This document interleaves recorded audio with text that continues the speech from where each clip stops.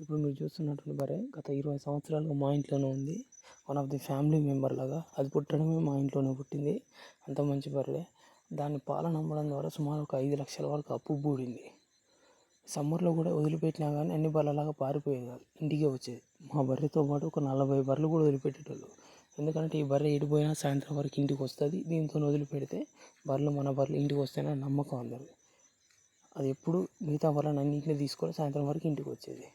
ఇది మొన్న ఈనింది గత 25 రోజుల కిందట.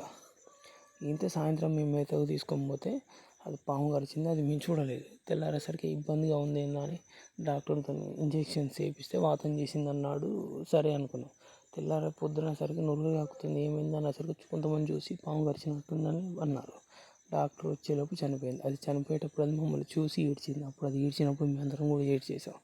ఇక ఏం చేయాలో తెలియక దాన్ని బొంద పెట్టేసాం. కానీ అది మమ్మల్ని మిస్ అవ్వడం చాలా బాధగా ఉందండి. థ్యాంక్ యూ మాకు హెల్పింగ్ చేసినందుకు. Thank you so much.